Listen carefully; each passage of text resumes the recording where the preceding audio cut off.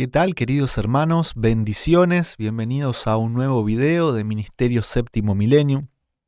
Esta vez les traigo para compartir unos consejos en cuanto a lo que personalmente creo que son reglas de estudio, o por lo menos la forma que yo utilizo para poder estudiar los temas bíblicos, y quiero compartirlos con ustedes, ¿no? Siempre a modo de consejo. Después cada uno tiene la libertad de poder agregar o sacar según crea necesario.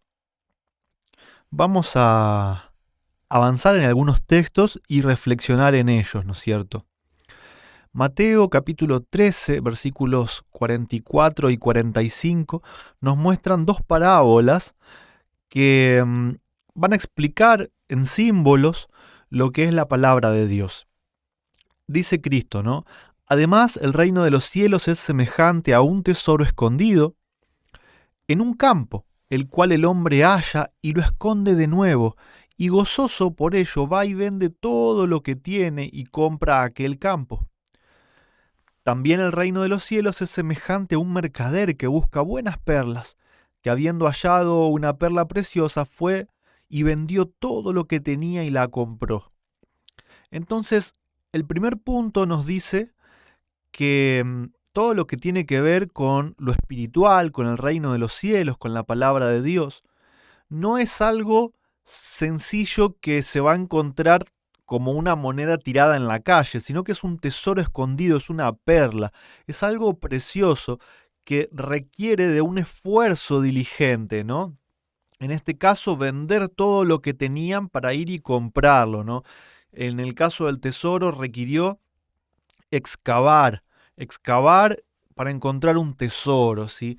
No podemos creer que simplemente por venir y leer un texto podemos establecer doctrina, sino que hay que excavar, ¿no es cierto? Hay que esforzarse pidiéndole ayuda y sabiduría a Dios para poder encontrar todo lo referente al reino de los cielos.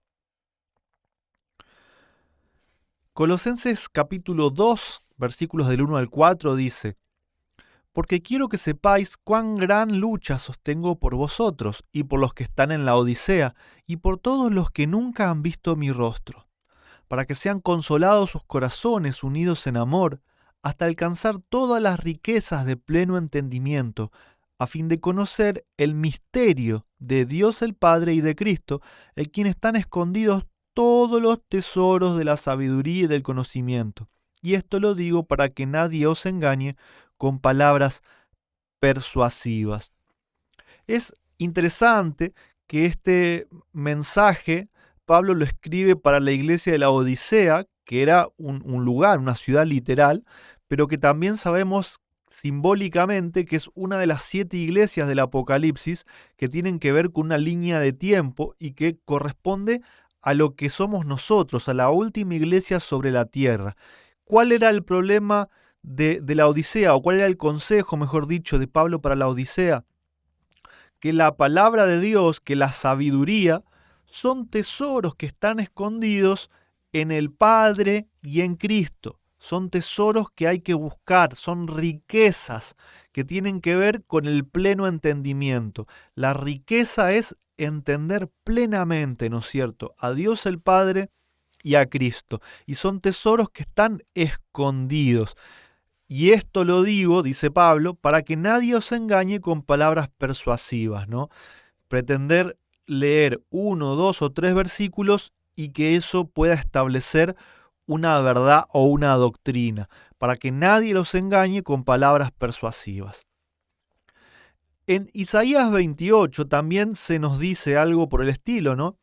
¿A quién se enseñará ciencia o a quién se hará entender doctrina? ¿A los destetados, a los arrancados de los pechos? Porque mandamiento tras mandamiento, mandato sobre mandato, renglón tras renglón, línea sobre línea, un poquito allí, otro poquito allá. Entonces nos está diciendo que la ciencia de la palabra de Dios no es para los bebés espirituales, ¿sí?, para los que recién terminan de tomar leche, sino que la ciencia bíblica, la ciencia de la palabra de Dios, los tesoros escondidos, se buscan comparando, viendo mandamiento tras mandamiento, mandato sobre mandato, un renglón acá, un renglón allá, una línea por acá, una línea por allá, un poquito por acá y otro poquito por allá. Esa es la forma de estudiar la Biblia. Una cita de la escritora Ellen White de Alza tus ojos, del devocional, página 50, dice: escudriñar significa buscar diligentemente alguna cosa que está perdida. Investiguen por ustedes mismos para hallar el tesoro escondido. No dejen esta obra al pastor.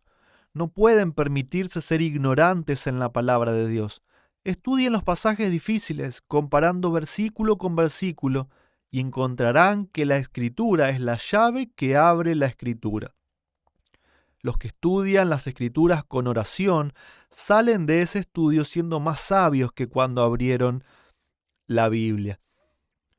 Nos da la definición de lo que es escudriñar, ¿no? Porque la misma palabra de Dios dice: escudriñad las Escrituras, porque en ellas alcanzarán salvación. Escudriñar significa buscar diligentemente algo que está perdido, ¿sí? No es algo que se encuentra casi de casualidad en la superficie, es trabajar, es excavar para encontrar el tesoro, ¿no? Y ella también compara las verdades de Dios con tesoros, ¿no es cierto? No podemos permitirnos ser ignorantes, hay que escudriñar, buscar, no dejar que el pastor solamente enseñe. El pastor puede compartir, puede mostrar un camino, puede obviamente compartir un material porque tiene el tiempo y el don para hacerlo, pero después las conclusiones y el camino que nosotros adoptemos es totalmente personal y tiene que haber un estudio personal de las Escrituras. Y dice que la Escritura es la llave que abre la Escritura. Este es un principio que es inamovible y es muy importante. Cuando nosotros leemos la Biblia, no tenemos que definir las palabras bíblicas por lo que nosotros entendemos hoy en nuestro idioma. Tenemos que dejar que la misma Biblia le dé el significado a las palabras que utiliza. Y se nos promete que aquellos que estudian las Escrituras con oración, diligentemente, excavando, vamos a salir más sabios que antes de haber comenzado. Dios quiere que aquellos que ocupan puestos de responsabilidad en la obra de la escuela sabática se despojen de todo egoísmo, de toda confianza en sí mismos, de todo orgullo de opinión. Esta cita está sacada de un material que se llama Obra para la escuela sabática, pero podemos aplicarlo para todo lo que tiene que ver la investigación bíblica, ¿no es cierto? ¿Qué hay que hacer? Despojarse de egoísmo, de toda confianza en sí mismo y de todo orgullo de opinión. Cuando vamos a investigar algo, debemos hacer de cuenta que estamos empezando de cero. No tener miedo a descubrir que quizás todo lo que entendíamos no era cierto y que si hay que cambiar todo lo que se creía, gloria a Dios porque nos está mostrando esa luz. No hay por qué guerrear para defender una bandera propia, ¿no es cierto? Si llega un mensaje que no entendéis, empeñaos en escuchar las razones que el mensajero expone, comparando texto con texto, a fin de que podáis saber si lo apoya o no la palabra de Dios. Si creéis que las opiniones expuestas no tienen la palabra de Dios por fundamento, y si la opinión que vosotros sostenéis tocante al asunto no puede ser controvertida, entonces exponed vuestras poderosas razones, porque vuestra posición no será debilitada por ponerse en contacto con el error. No hay virtud ni virilidad en mantener una guerrilla continua en la oscuridad, cerrando vuestros ojos para no ver y vuestros oídos para no oír, endureciendo el corazón en la ignorancia y la incredulidad, para no tener que humillaros y confesar que habéis aprendido algo sobre algunos puntos de la verdad. Eso es típico, no especialmente en las religiones que tienen muchos años y cuando nacemos en esa religión, es como que nos criamos creyendo que tenemos toda la verdad. Entonces, cuando alguien viene a plantear un tema diferente, directamente es como que somos tan orgullosos que pensamos, ¿qué me va a enseñar este a mí si este está en aquella otra religión que tienen todas estas mentiras? Entonces, directamente ni lo escucho y ya, de hecho, lo voy a atacar. Vamos a hacer videos y vamos a hacer folletos para hablar de todas esas herejías y falsas doctrinas que ellos traen. Esa no es la posición, hermano. No hay virtud ni virilidad en mantener una guerrilla continua en la oscuridad. No hay que cerrar los ojos, hay que comparar texto con texto, escuchar las razones. Si tiene razón, hay que aceptarlo. Si no tiene razón, hay que mostrar por qué no la tiene. Negarse a investigar la verdad no es cumplir con el mandato del Salvador de escudriñar las Escrituras. ¿Acaso es buscar tesoros escondidos el llamar montón de basura al resultado del trabajo de otro, sin examinar críticamente para ver si hay o no preciosas joyas de verdad en esa colección de pensamiento que condenáis? ¿Será posible que los que no conocen casi nada se abstengan de asistir a toda reunión donde se ofrece una oportunidad de investigar los mensajes que vienen al pueblo, solamente porque les parece que las opiniones de los que enseñan la verdad no concuerdan con lo que ellos han creído ser verdad? Así hicieron los judíos en los días de Cristo, y se nos amonesta a no ser o a no hacer como ellos, y a no ser inducidos a escoger las tinieblas más bien que la luz, porque había en ellos corazón malo de incredulidad para apartarse del camino del Dios vivo. Ninguno de los que se imaginan saberlo todo es demasiado viejo o demasiado inteligente para aprender del más humilde de los mensajeros del Dios vivo. Entonces, buscar el tesoro escondido, escudriñar las escrituras, no es decir, porque no cree lo mismo que yo, es un hereje, enseña herejías, todas falsas doctrinas, no tiene la verdad. Eso no es el mandato de Cristo, ¿no? Sino examinar críticamente, comparar texto con texto, renglón tras renglón. Esa es la tarea que Cristo nos encomendó y que es obligación de cada uno de nosotros, y cambiar cuando haya que cambiar y sostener cuando haya que sostener. Nadie sabe todo, nadie sabe demasiado como para no poder aprender de otros, por más humilde que parezca el otro. Y también, en Apocalipsis 12:17 y 19:10 se nos habla de una característica que tiene el último pueblo que sirve a Dios en este mundo, ¿no? Dice, entonces el dragón se llenó de ira contra la mujer y se fue a hacer guerra contra el resto de la descendencia de ella, los que guardan los mandamientos de Dios y tienen el testimonio de Jesucristo. Ahora, ¿qué será esto del testimonio de Jesucristo? En Apocalipsis 19:10 nos dice,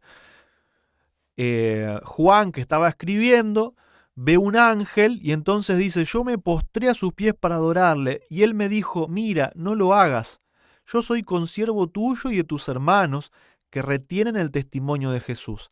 Adora a Dios, porque el testimonio de Jesús es el espíritu de la profecía. Entonces se nos dice que el último pueblo que sirve a Dios en este mundo tiene el espíritu de profecía. ¿Qué es el espíritu de profecía?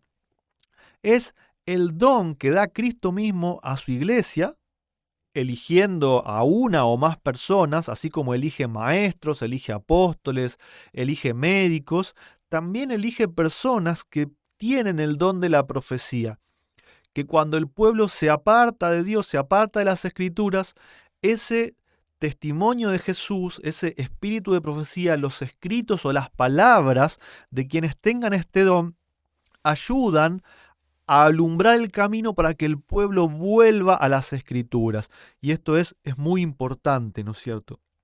Si Dios considera que es necesario, entonces nosotros no podemos negarnos a poder aceptar que esto sucede así.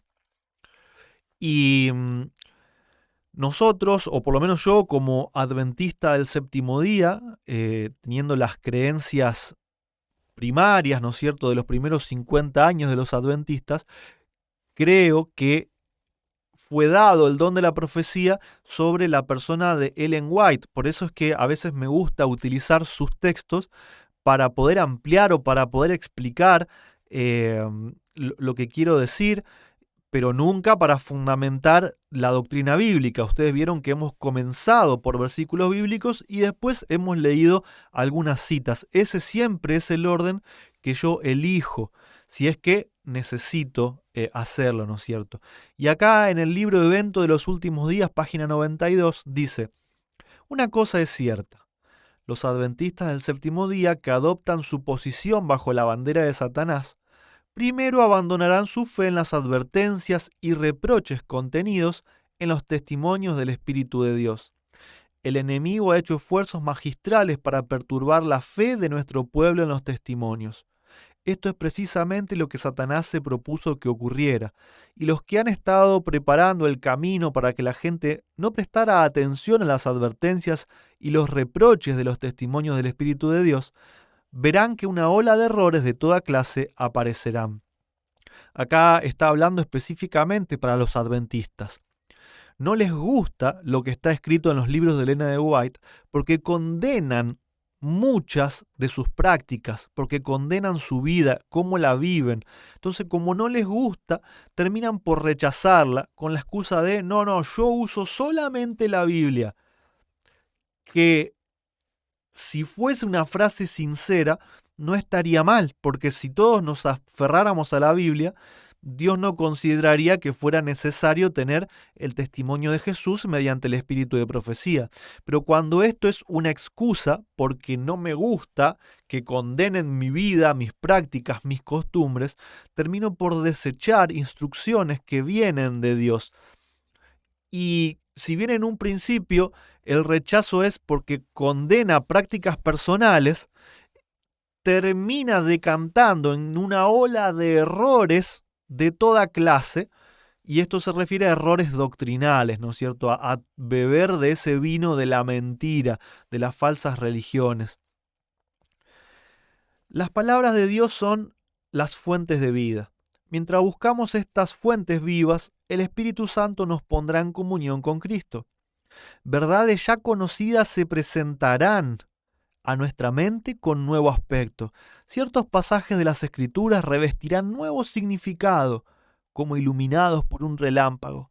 Comprenderemos la relación entre otras verdades y la obra de redención, y sabremos que Cristo nos está guiando, que un instructor divino está a nuestro lado.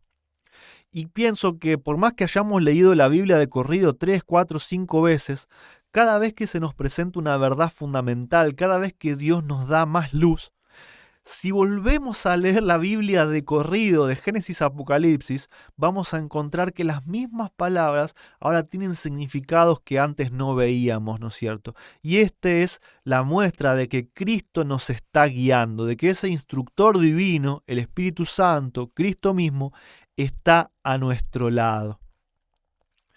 Y lo último que quiero leer también está en el discurso maestro de Jesucristo, página 21 y 22, al igual que la imagen anterior. Dijo Jesús: el agua que yo le daré será en él una fuente de agua que salte para vida eterna. Cuando el Espíritu Santo nos revele la verdad, atesoraremos las experiencias más preciosas y desearemos hablar a otras personas de las enseñanzas consoladoras que se nos han revelado. Al tratar con ellas, les comunicaremos un pensamiento nuevo acerca de la obra de Cristo. Tendremos nuevas revelaciones del amor compasivo de Dios y las impartiremos a los que lo aman y a los que no lo aman también. ¿Sí?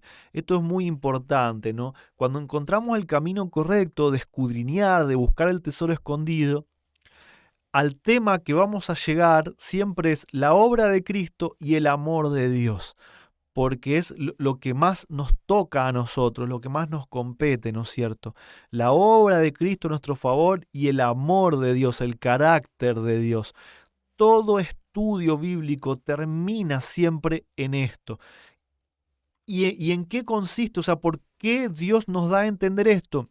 Para que lo compartamos a los que lo aman y a los que no lo aman, para que todos tengan la suficiente información para poder decidir, ¿sí? todos tienen que poder decidir qué camino van a seguir, pero conociendo verdaderamente cuál es el carácter de Dios, cómo es el amor de Dios y cuál fue la obra y el amor de Cristo por cada uno de nosotros. Los aliento, hermanos, a que podamos perseverar en el estudio de la palabra, en el uso de los testimonios también, en el uso correcto, y que nos dejemos guiar por el instructor invisible, por el Espíritu de Cristo, para que podamos ir desenterrando poco a poco todos esos tesoros escondidos para conocer verdaderamente el carácter de Dios manifestado en Cristo Jesús. Bendiciones para cada uno de ustedes.